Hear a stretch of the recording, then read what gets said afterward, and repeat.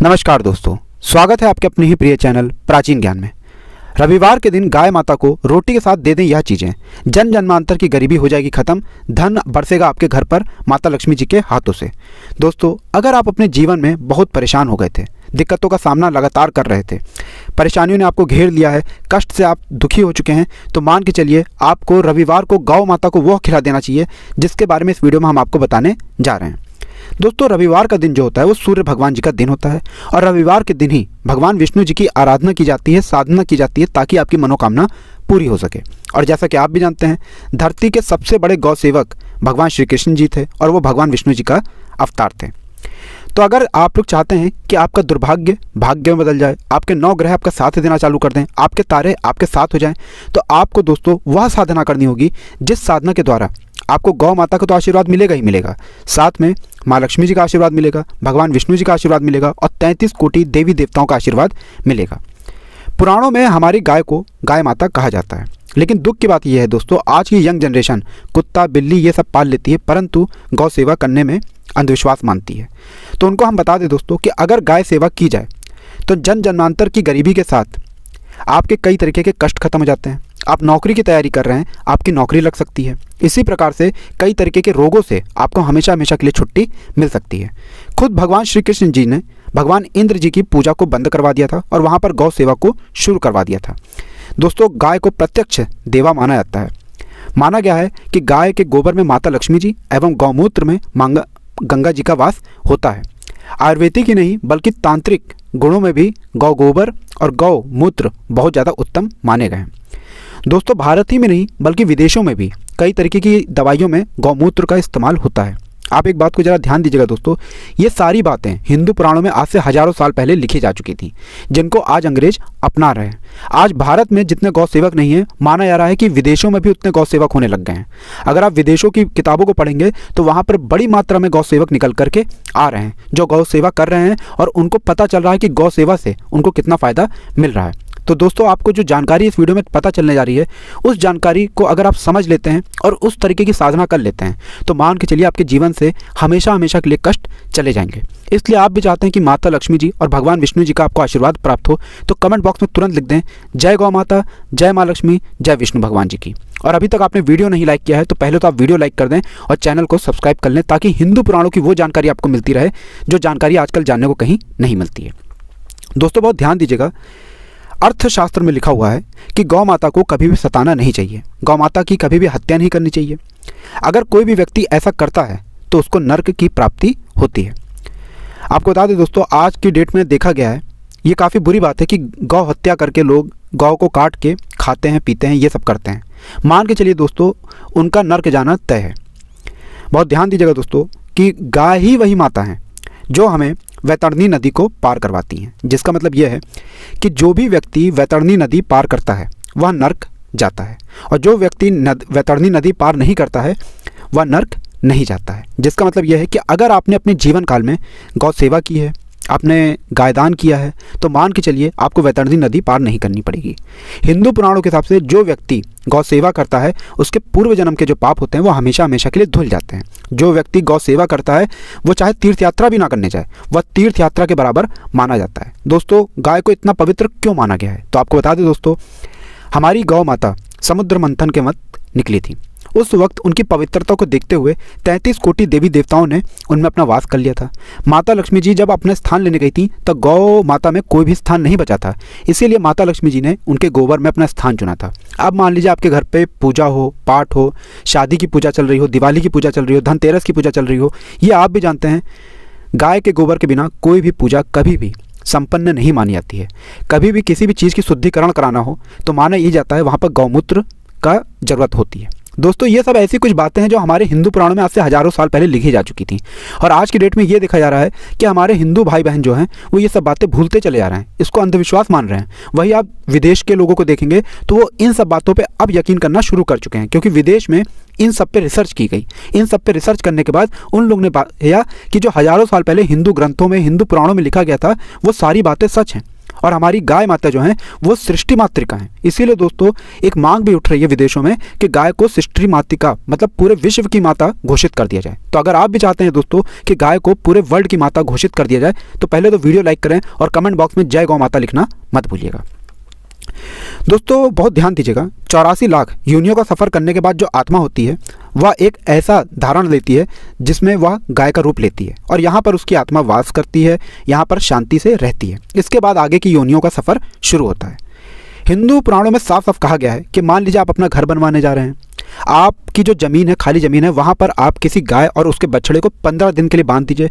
15 दिन संपूर्ण खाना अगर उस गाय के बछड़े को, गौ माता को खिलाया जाए और वह संतुष्ट रहती है, बहुत अच्छे से रहती है, उनका बहुत अच्छे से देखभाल किया जाए, उस ज़मीन पर अगर आप अपना घर बनवाते हैं उसमें सकारात्मक ऊर्जा रहेंगी। खुद गाय में बसने वाले 33 कोटि देवी देवताओं का आशीर्वाद आपको प्राप्त होगा एवं आपके घर में जो भी बच्चे होंगे वो इतने विद्वान हो जाएंगे जिसका आपको अंदाज़ा नहीं है। अगर आप कभी भी घर बनवाएं सिर्फ 15 दिन के लिए इस क्रिया को कर लीजिए, मान के चलिए आपका पूरा जीवन उस घर से बहुत अच्छा गुजरेगा। आपके घर में कभी भी ग्रह कलेश नहीं होगा, माता लक्ष्मी जी खुद आपके घर पर वास करने आएंगी। दोस्तों बहुत ध्यान दीजिएगा, अगर आप कभी घर से निकलते हैं और गौ माता आपका रास्ता रोक देती हैं तो ये बहुत ज़्यादा शुभ संकेत होता है। अगर गौ माता अपनी पूँछ से आपको मार दें, मतलब अनजाने में गौ माता की पूँछ आपको लग जाए, तो मान के चलिए कई तरीके के आपके जो कष्ट हैं, जिनसे आप परेशान हो चुके थे, तंग हो चुके थे, वो आप ख़त्म होने वाले हैं। और मान लीजिए गौ माता आपके घर के आसपास के चक्कर लगा रही हैं, तो यह संकेत है कि अब माता लक्ष्मी जी आपके घर पर वास करने आने वाली हैं। ये कुछ ऐसी बातें हैं जो आपका जानना बहुत ज़्यादा ज़रूरी था। अब जो क्रियाएं हम आपको बताने आ रहे हैं, जो आपको हम साधनाएं बताने आ रहे हैं, बहुत आसान सी साधनाएं हैं, बहुत आसान सी क्रियाएं हैं, और इनको एक एक करके बहुत ध्यान से सुनिएगा और कहीं कॉपी पेन में लिख लीजिए, क्योंकि यह साधना अगर रविवार को की जाए तो मान के चलिए आपके घर पर धन आगमन शुरू हो जाएगा। आपकी जो धन की समस्या थी वो हमेशा के लिए ख़त्म हो जाएगी। भगवान विष्णु जी का आशीर्वाद मिलेगा, माता लक्ष्मी जी का आशीर्वाद मिलेगा, माता गंगा जी का आपको आशीर्वाद मिलेगा। इसलिए एक एक साधना में एक एक करके बताने जा रहे हैं। लेकिन आपसे एक निवेदन था दोस्तों, अभी तक आपने वीडियो नहीं लाइक किया है तो पहले तो आप वीडियो लाइक कर दीजिए। देखिए होता क्या है कि कई लोग दोस्तों कर्ज ले लेते हैं, और वो कर्ज लेते हैं अपने बिजनेस को चालू करने के लिए, अपने घर को बनवाने के लिए, अपने बच्चों की पढ़ाई के लिए, या अपने रोगों को ठीक कराने के लिए।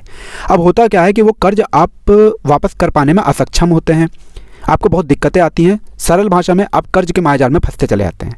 तो रविवार का दिन एक ऐसा दिन होता है जिस दिन आपको माता लक्ष्मी जी का आशीर्वाद मिल सकता है, भगवान विष्णु जी का आशीर्वाद मिल सकता है।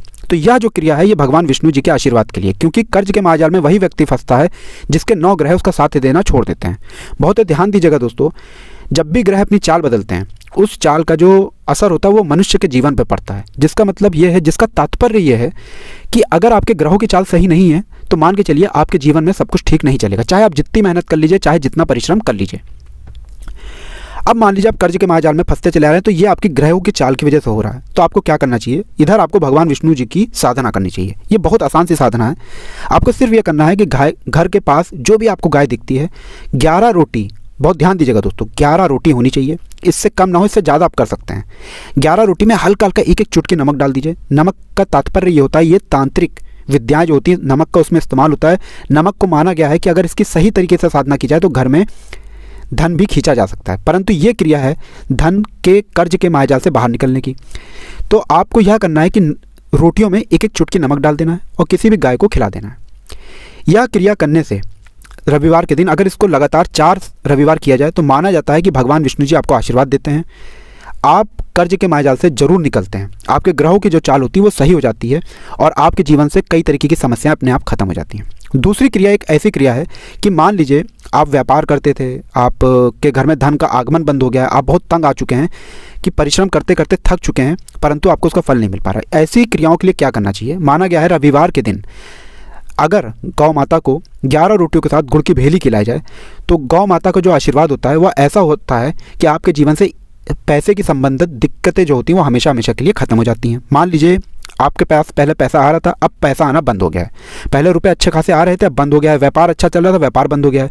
तो यहाँ पे माता लक्ष्मी जी का आपको आशीर्वाद चाहिए। आपको सिर्फ ये करना है कि लगातार 5 रविवार 11 रोटियों के साथ गुड़ की भेली गौ माता को खिला दें, और घर की पहली रोटी अगर उसमें शामिल हो तो ये बहुत ही शुभ माना गया है, बहुत ही कल्याणकारी माना गया है। ये क्रिया करते ही अगर आप 5 रविवार ये कर लेते हैं तो मान के चलिए माता लक्ष्मी जी का आशीर्वाद मिलेगा ही मिलेगा आपको। आपके घर में जो धन आना बंद हो गया था वो शुरू हो जाएगा और आपके जीवन से समस्याएं अपने आप चली जाएंगी। अब मान लीजिए आप नौकरी की तैयारी कर रहे हैं, लगातार तैयारी कर करके थक चुके हैं, आपको नौकरी नहीं मिल पा रही, आप ये देख रहे हैं कि आपसे कोई कमज़ोर व्यक्ति था, उसकी नौकरी लग गई, लेकिन उल्टा आपकी नौकरी नहीं लग पा रही, ऐसे में क्या करना चाहिए आपको? देखिए, आप लड़के हैं, लड़की हैं, कोई दिक्कत नहीं है, सुबह नहा लीजिए, धो लीजिए अच्छे से। घर के पास कोई भी गाय दिखे तो गाय के जो कुबड़ होता है उसको अगर छू करके, स्पर्श कर करके आप वापस घर में आते हैं, पूजा घर के सामने हाथ जोड़ के अपनी मनोकामना मांगते हैं, मान के चलिए आपके ग्रहों की चाल ऐसी हो जाएगी कि आपका दुर्भाग्य भाग्य में बदल जाएगा। आपको जो नौकरी नहीं मिल पा रही थी वो नौकरी की प्राप्ति आपको अवश्य ही होगी। दोस्तों, ये कुछ ऐसी क्रियाएं हैं जो आपका जानना बहुत ज़रूरी है। ये हिंदू पुराणों के हिसाब से हम आपके लिए लेकर आए हैं।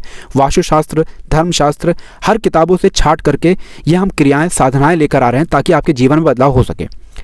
लेकिन बदले में आपसे इतना निवेदन तो हम कर ही सकते हैं कि अभी तक आपने वीडियो नहीं लाइक किया है तो वीडियो को लाइक कर दें। दोस्तों, एक ऐसी क्रिया है जिससे आपके घर के रोग खत्म हो सकते हैं। मान लीजिए आपके घर में बड़े बुजुर्ग हैं, आपकी माता जी हैं, पिताजी हैं, उनको कोई रोग लग गया है, आप इलाज करा करा के थक चुके हैं, लाखों रुपए की दवाइयाँ करा चुके हैं। ऐसे में क्या करना चाहिए? ऐसे में एक साधना बताई गई है गौ माता के लिए, जिसको करने भर मात्र से आपका सूर्य बड़ा अच्छा हो जाता है, आपके घर में जो अंधकार है उसमें उजेला हो जाता है। जैसा हमने आपसे बताया कि 33 कोटि देवी देवताओं का वास होता है किसी भी गौ माता में। तो क्या करना चाहिए आपको? सिर्फ ये करना चाहिए, सफ़ेद चावल और 11 रोटी अगर गाय माता को लगातार 11 रविवार खिलाई जाएं तो माना जाता है घर का जो भी बुजुर्ग है, बड़ा है, जिसको कोई ऐसा रोग पकड़ लिया जिसका इलाज नहीं हो पा रहा है, उन रोगों से उनको हमेशा के लिए छुट्टी मिल जाती है। वह रोग अपने आप ठीक होने लग जाते हैं। जैसा हमने आपको बताया कि 33 कोटि देवी देवताओं का आपको आशीर्वाद यहाँ पर मिलेगा। इतना करने भर मात्र से आपके घर के कई लोग ठीक हो सकते हैं। आपके घर में सकारात्मक ऊर्जा आ सकती है, नकारात्मक शक्तियाँ आपके घर से चली जाएंगी। दोस्तों, ये कुछ ऐसी साधनाएं थी, ये कुछ ऐसी क्रियाएं थी जो आपका पता होना बहुत ज़रूरी था। इसीलिए हम आपके लेकर आए हैं ये वीडियो, ताकि आपके जीवन में बदलाव आ सके, माता लक्ष्मी जी, भगवान विष्णु जी, भगवान श्री कृष्ण जी, सूर्य भगवान जी का आशीर्वाद मिल सके। इसलिए दोस्तों, इस तरीके की हर जानकारी को प्राप्त करने के लिए आज ही तुरंत ही चैनल को सब्सक्राइब करें।